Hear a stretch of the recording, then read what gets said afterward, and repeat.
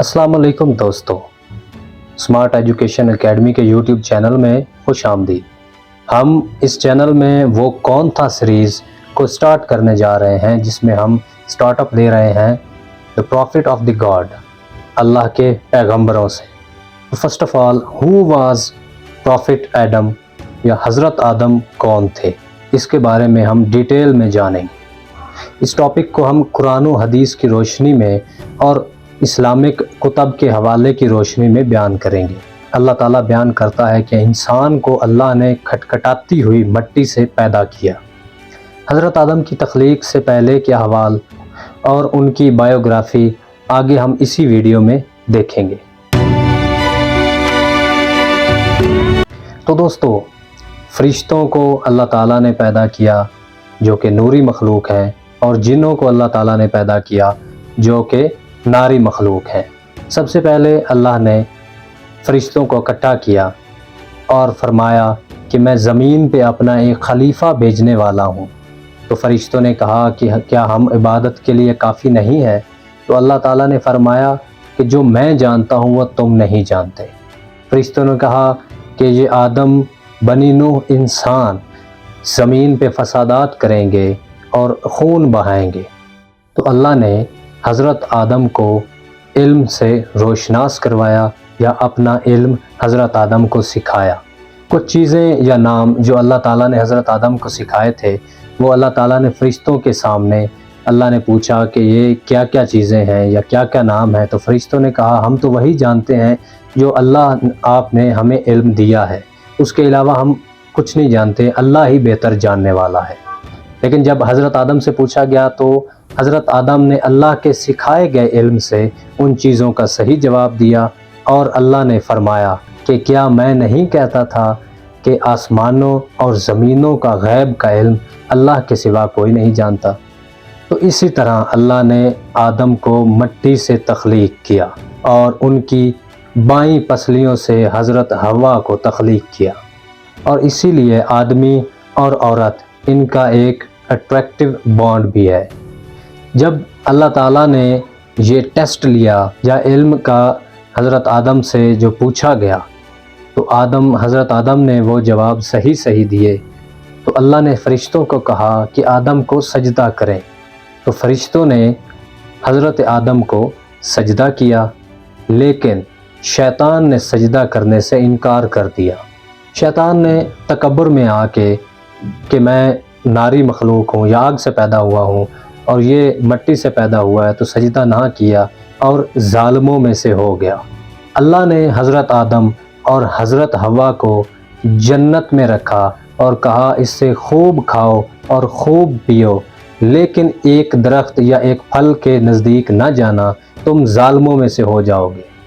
لیکن حضرت آدم اور حضرت حوا کو شیطان نے بہکا دیا اور وہ اس پھل کے قریب چلے گئے اور ان کے سطر کھل گئے اور انہوں نے درخت کے پتوں سے خود کو ڈھانپا۔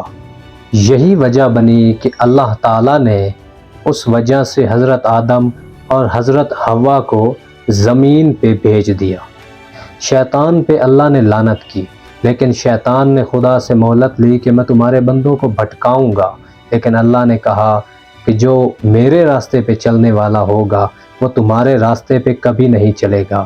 اور اسی وجہ سے انسان آج حق اور باطل میں فرق کرتے ہیں، یا حق کی طرف چناؤ کرتے ہیں یا وہ باطل کی طرف چلے جاتے ہیں، اور اسی بنیاد پہ جنت اور جہنم تقسیم بھی کی جائے گی کہ حق کو کس نے پہچانا اور باطل کی طرف کون مڑ گیا۔ حضرت آدم تخلیق جب حضرت آدم کی ہوئی تو انہوں نے آسمان پہ دیکھا کہ کچھ نور چمک رہے ہیں، جو کہ 5 نور تھے جو اللہ کی تسبیح کر رہے ہیں۔